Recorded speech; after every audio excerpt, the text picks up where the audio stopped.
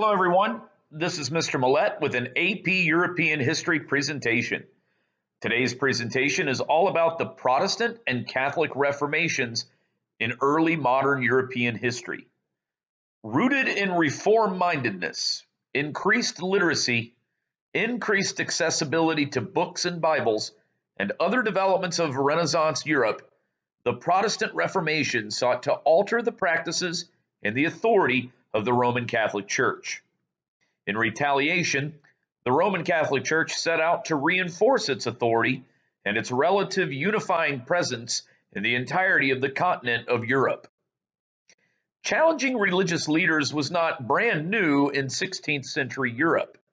Popular heresies and even political elites challenged the Catholic Church's authority in the late medieval period. Squashing the voices of reform and protest was also not uncommon as a reaction by the leadership of the medieval Catholic Church. And as the Protestant Reformation grew in popularity and reach, the 16th century Roman Catholic Church would employ its old methods of trying to reaffirm its authority and status. By the end of this presentation, my hope is that you can historically argue if the Protestant and Catholic Reformations were historical developments that liberated European peoples from their medieval bondage, or were the Reformations a continuation of the religious zeal and fanaticism that was characteristic of both the medieval period and the early modern period in European history? Lastly, you will be expected to be able to demonstrate your understanding of these 6 learning objectives. 1. Explain how and why religious belief and practices changed from 1450 to 1648. 2. Explain how matters of religion influenced and were influenced by political factors from 1450 to 1648. 3. Explain the continuities and changes in the role of the Catholic Church from 1450 to 1648. 4. Explain how economic and intellectual developments from 1450 to 1648 affected social norms and hierarchies. 5. Explain the causes and effects of the development of political institutions from 1450 to 1648. And 6. Explain how and why artistic expression changed from 1450 to 1648. Often, the Protestant Reformation is viewed as a product of the Renaissance and humanism in early modern Europe. With that premise, the Reformation often gets included in the positive side of history, as it pins a romanticized version of history with the evil religious oppressors versus the righteous freedom fighters of religious pluralism and coexistence. But it is to be noted in this presentation that the Age of Reformation is much more complex than a heroic story of a protagonist Protestantism overcoming an antagonistic Catholicism. It is complex in that both sides of this age caused religious division and conflict and exploited religious division and conflict for their own non-religious agendas. To begin, let's break down the term Protestant Reformation. Within the word Protestant, we hear the word protest, as in protesting some practice or belief on the grounds that it is inaccurate, immoral, impractical, or corrupted. Secondly, within the word Reformation, we hear the word reform, as in to remake or improve a faulty or corrupted entity.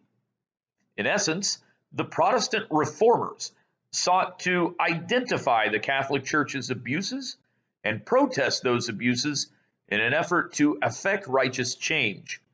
Of course, those in power and those close to the hierarchy of the Roman Catholic Church were not interested in entertaining any protest or effort at reform, because the mere thought of religious pluralism challenged the concept of a unified Europe.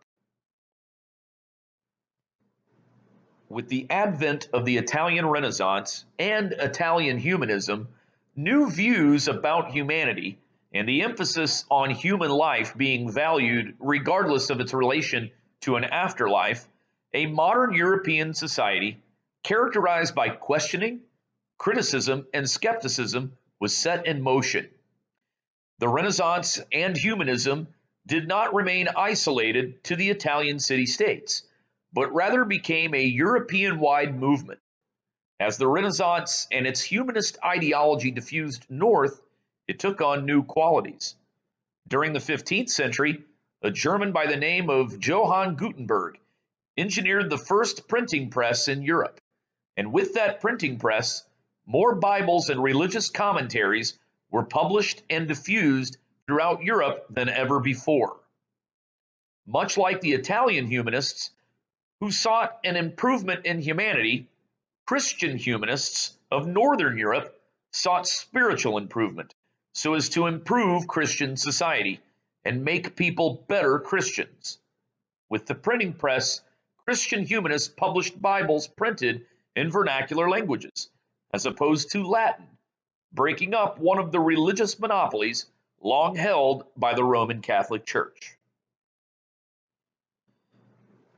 Additionally, the religious commentaries published by Christian humanists criticized and challenged the Church's authority and its practices, especially papal power, and offered new ideas and directions for Christians to worship. Corruption of church leaders, especially Renaissance popes, who were criticized for their prioritization of arts, architecture, and the church's wealth, also came under fire. One practice that Christian humanists focused on was the church's practice of the sale of indulgences, which was the practice of selling certificates of indulgence to its worshipers in return for the remission of their sins. As early reformers would put it, a method of buying one's way into heaven. No individual was more responsible for addressing these types of abuses than the German monk and theologian Martin Luther. Luther published his 95 Theses in 1517, which was a publication that explicitly spelled out 95 abuses, corruptions, and issues he observed in church practice. One of the most significant of the 95 Theses was number 32, which read, "Those who believe that they can be certain of their salvation because they have indulgence letters will be eternally damned together with their teachers." The 95 Theses eventually made it to Pope Leo X, who responded to Luther's 95 Theses with a papal bull, condemning Luther's written words.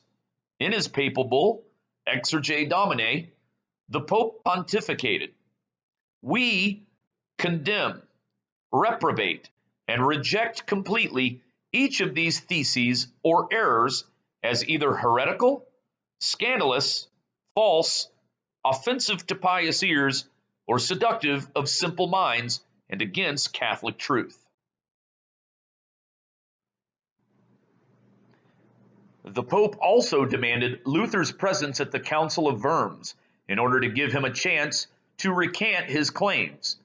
Luther attended, but refused to recant by stating, "If I were to revoke what I have written on that subject, what should I do but strengthen this tyranny and open a wider door to so many and flagrant impieties?"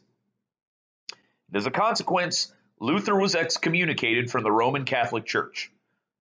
Luther could have very well accepted his eternal damnation and crawled into a hole and died, and history would have never knew his name. But he didn't do that. And instead, he formed a new sect of Christianity known as the Lutheran Church, a movement that sought to break away from the papacy's leadership, emphasize individualistic interpretations of the Bible and the primacy of Scripture, promote the notion that every baptized Christian was a member of a universal priesthood, and prioritize the idea that every Christian would be saved solely by his or her faith in God. Over time, this Lutheran movement's popularity led to great divide, tension, and conflict between these Christian sections. In response to the Lutheran movement, some Northern Europeans joined, while others remained loyal Catholics. In nearby Switzerland, some felt that the Lutheran movement had not altered religious practices enough for their liking. Ulrich Zwingli, a Swiss clergyman and contemporary of Martin Luther, sparked radical religious reform. Zwingli urged Swiss churches to abolish relics and images depicting biblical and religious figures. He also pushed for the removal of all paintings, decorations, and music from churches and church practices, as he deemed them to be distractions to worship. Mass was to be replaced by scripture readings, which were followed by sermons and theological commentary. Other Catholic practices such as monasticism, pilgrimages, veneration of saints, clerical celibacy, and papal authority were all abolished, as they were deemed to be the remnants of Catholicism. Zwingli propagated his version of Reformed Christianity by engaging in public debates with other religious leaders. Interestingly, he would engage in a public debate with Martin Luther regarding literal and figurative stances on the Eucharist. Not too long after that debate, a civil war broke out among the states of the Swiss Confederation, and Ulrich was killed. After Zwingli's movement, Switzerland would play host to another reform movement. Exiled from Catholic France, John Calvin would promote his reformed agenda to counteract the practices and abuses of the Catholic Church. Calvin, like Luther, believed that some sacraments should be kept, while others discarded. He also believed that people were to read and interpret the Bible, and that a localized council of elders should lead Calvinist churches. Calvin's most outstanding feature of his Reformed version of Christianity was his belief in predestination, essentially the notion that God has already determined who will be saved and who will be condemned. This generated a fundamental question. If salvation is predestined, and it cannot be altered, and it cannot be revealed to an individual, then what would be the purpose of living a life void of sin? Calvin's explanations were indefinite, and that created quite the criticism among his own followers. However, he attempted an explanation in which he described three religious tests of the elect, or those who had been predestined. The first sign of the elect is that they will have an open profession of faith in God. The second sign of the elect is that they will live a decent and godly life. And the third sign of the elect is that they will participate in the sacraments and communion. Calvin's later followers and other religious communities that were heavily influenced by his movement, like the Puritans in England, would begin to sanction the notion that wealth accumulation was a sign of God's favor and a reward for hard work. Within 20 years of Luther, the King of England, Henry VIII of the Tudor dynasty, took a personal and political challenge to Pope Clement VII when the Pope rejected Henry's request for an annulment of his first marriage. In response, Henry and his parliament declared the English monarchs to be the supreme head of a new Church of England and forced papal loyalists to leave England. In essence, each congregation was converted to an Anglican church that accepted the king's supremacy. Granted, Henry oversaw virtually no religious or ritualistic changes to distinguish his church from the Catholic Church. Rather, he just emphasized the difference in leadership. Henry utilized persecution to rid his nation of disloyal Catholics who refused to recognize his supremacy. After Henry's death, the pendulum swung the other direction when his daughter, Queen Mary, took the throne. A devout Catholic, Queen Mary persecuted Anglicans who failed to recognize the supremacy of the Roman Catholic Church. Finally, when Elizabeth, Henry's youngest daughter, took the throne, a compromise known as the Elizabethan Settlement was made between Catholics and Protestants. Elizabeth, who declared herself the supreme governor of spiritual affairs, enacted policies that led to protections of both religious groups.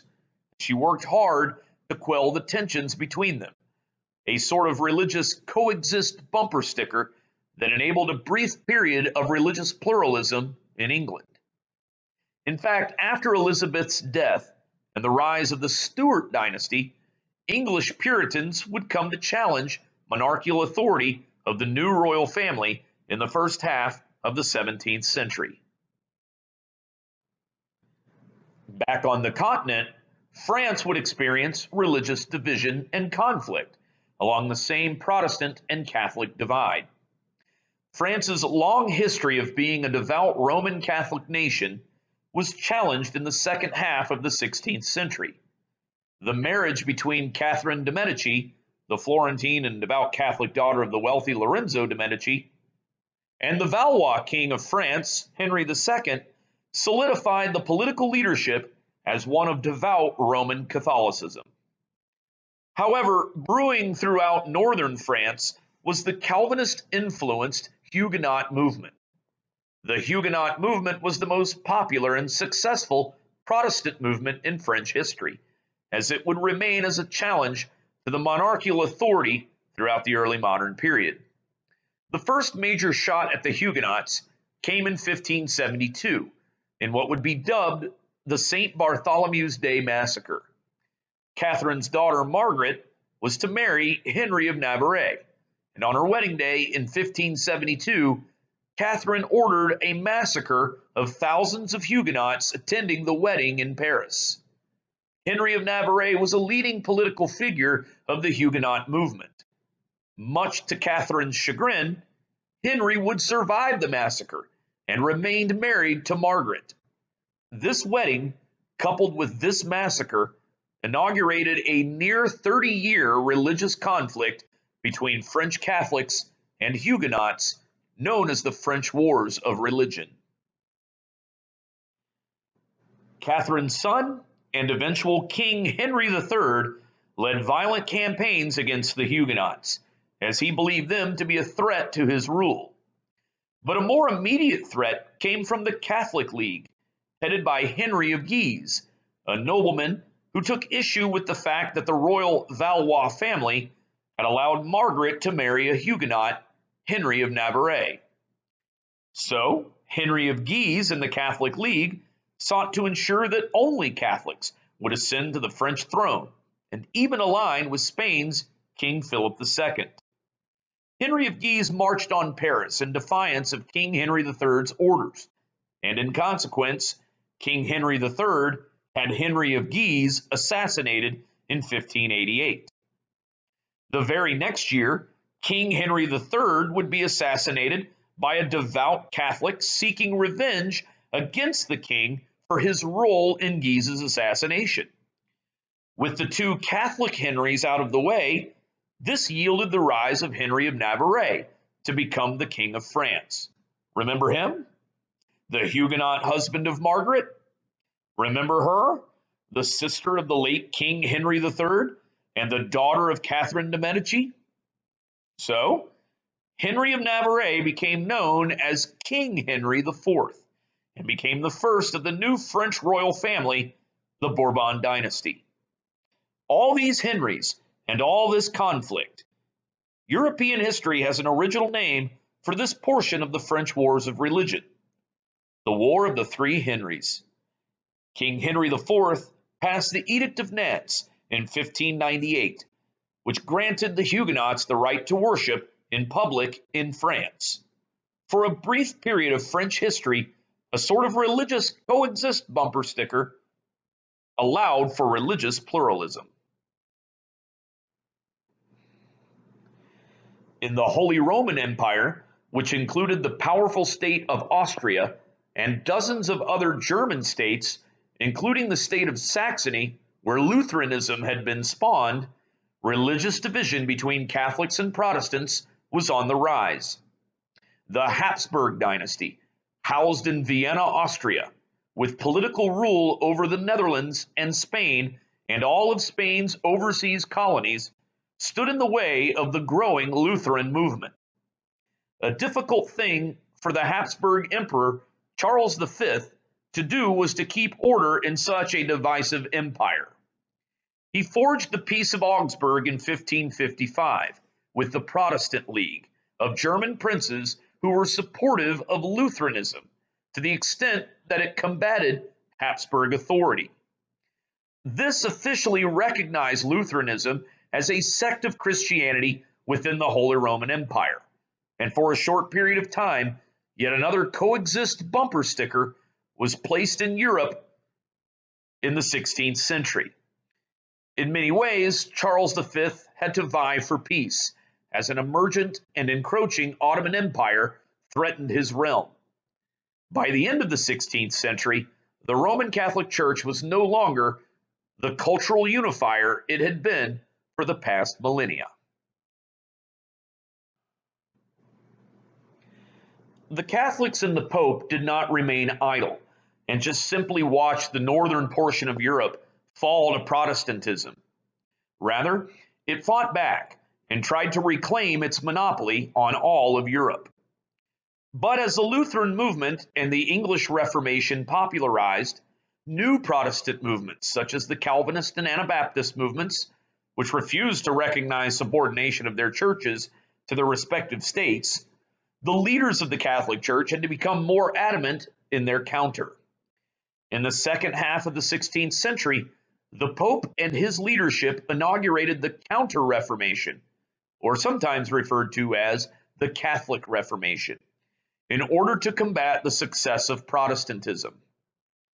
Eclipsed by the convention of the Council of Trent, the Catholic Reformation looked to reclaim papal supremacy, the Church's monopoly on the Bible and its revelation, and its membership in and out of Europe. The Council of Trent aimed to utilize Mannerist and Baroque art and architecture to emphasize the power, wealth, and prestige of the Catholic Church over the simplicity of Protestantism. The Council also attempted to combat the printing press by listing Protestant and scientific publications on the Tridentine Index, or the Index of Prohibited Books, as banned publications. However, the greatest action the Counter-Reformation took to counter the success of Protestantism was the development of the Society of Jesus, or the Jesuits. The Jesuits were an order of aggressive Catholic missionaries that sought to forcibly reconvert Protestants to Catholicism and spread Catholicism abroad. The Catholic Reformation also included new order of convents, as monastic life would be reshaped. The writings, miracles, and convent reforms made by St. Teresa of Avila reinforced Catholic loyalty, the belief in miracle work, and monastic and convent discipline. Additionally, the advent of the Ursulines, a convent order that was dedicated to treating the sick, became a major outreach to Catholics throughout Southern Europe, and in some ways secured Catholicism in the region in the face of Protestant expansion. Though this division within Christianity would never be reunified in history, it continued the harsh realities of Europe's traditions of religious zeal, religious intolerance, religious persecution, and religious conflict. Religious division in Europe forced cultural traditions to be transported abroad, especially to the American colonies, as Europeans established their transoceanic empires. However, the diffusion of cultural traditions, such as the Christian religion, resulted in the use of religion to pacify and control native peoples. This was especially true in the case of Latin American colonies that were maintained by the Spanish and the Portuguese. Catholicism, which had been facing a great challenge during the 16th and early 17th centuries with the popularity of Protestantism, was a unifying cultural force of the diverse peoples of Latin America. Conquistadors like Hernando Cortés viewed the native practices of bloodletting, human sacrifice, polytheism, and idolatry as barbaric and godless ways. They went to great lengths to outlaw those types of practices, even if it meant using force and violence. The Jesuits were the most aggressive Catholic missionaries of the time, and they would aggressively convert Native Americans to Catholicism and help to stamp out their native practices. Over time, strong Catholic communities included Mestizo and Native American populations, and in current-day Mexico City is the Basilica of Our Lady of Guadalupe, which was established during the colonial period, as more and more Native and Mestizo peoples were drawn to Catholicism. In the Latin American colonies, there was very little room for religious tolerance and coexistence, as seen in other land-based empires in Afro-Eurasia, like the Ottoman and Mughal empires. What little room that was allocated for Native Americans to retain their religious traditions was done in secrecy, under the threat of torture and execution if caught by Catholic colonists. Therefore, Spanish and Portuguese forcefulness and expectations of religious conformity was the applied method when it came to maintaining social order within the Latin American colonies. The Jesuits would also be responsible for the diffusion of Catholicism to the Far East during the early modern period.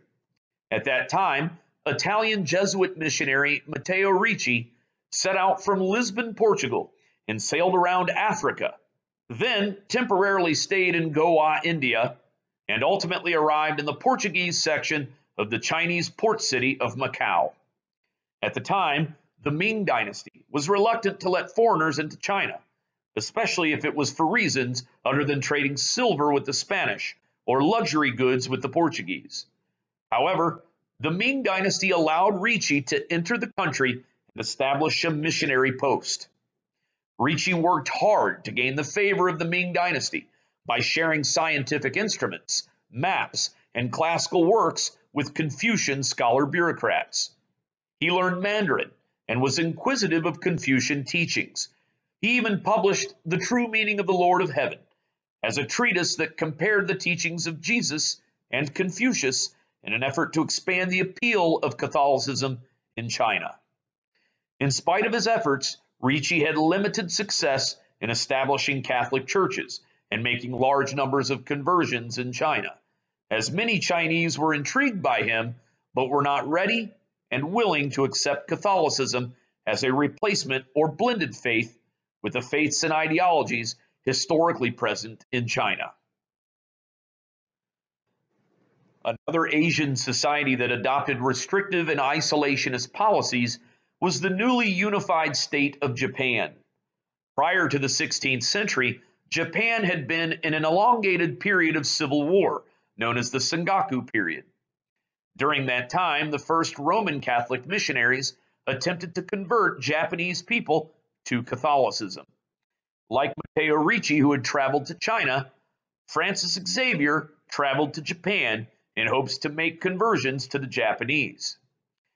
If Ricci's success were minimal, then Xavier's was a complete failure, as he ultimately abandoned his mission in Japan, as he deemed the war-torn country too preoccupied to hear of Christian teachings.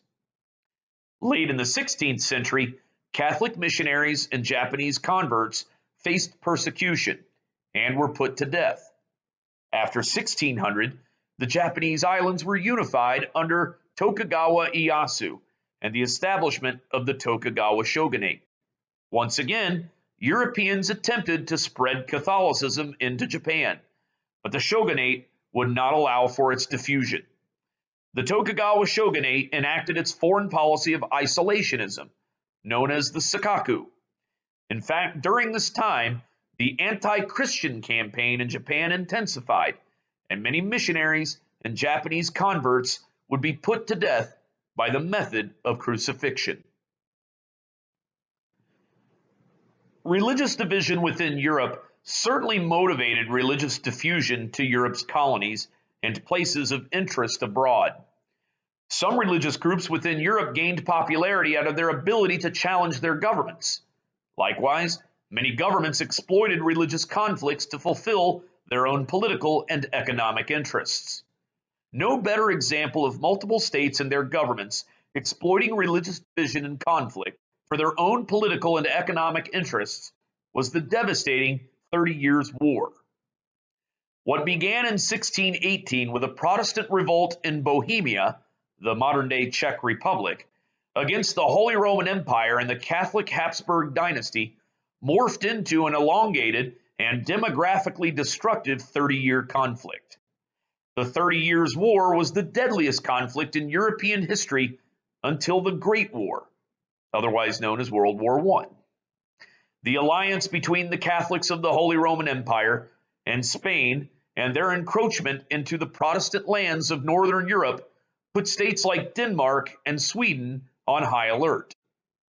Utilizing the religious conflict and their large Protestant populations, Danish and Swedish leaders, such as Danish King Christian IV and Swedish King Gustavus Adolphus, attacked the Catholics in the Holy Roman Empire in an attempt to expand their territorial control into Europe. France, who was now ruled by the Bourbon dynasty and had returned to its Catholic roots after the death of King Henry IV, broke its religious ties with Catholic Spain and the Holy Roman Empire and joined the Protestants against the Habsburg dynasty. The Bourbon dynasty had deemed the Habsburgs too powerful and sought to curtail their political and military power, even if it meant abandoning their mutual Catholic ties. Ultimately, the Peace of Westphalia in 1648 marked the effective end of the medieval ideal of universal Christendom and accelerated the decline of the Holy Roman Empire. By granting princes, bishops, and other local leaders control over religion in the German states and locales, Habsburg political and religious authority diminished in the northern states of the Holy Roman Empire. Additionally, the papacy was not involved in the agreements at Westphalia, which served as testimony to the decline of the church as a political and military power in modern Europe.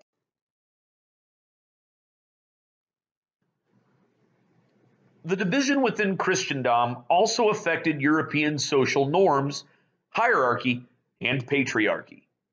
For example, the prestige of land ownership and aristocratic privileges regarding taxes, fees for services, and legal protections remained as a landmark of Europe's hierarchy, a sort of vestige of the feudal system of medieval times. Patriarchy was altered, but not completely redefined during the Reformation, as rural and urban households worked as units, with men and women engaged in separate but complementary tasks. The Renaissance and Reformation raised debates about female education and women's roles in the family, church, and society. Social dislocation, coupled with the shifting authority of religious institutions during the Reformation, left city governments with the task of regulating public morals. Cities and states adopted new secular laws regulating private life, with stricter codes on prostitution and begging, and even going to the extent of abolishing or restricting carnival within European societies.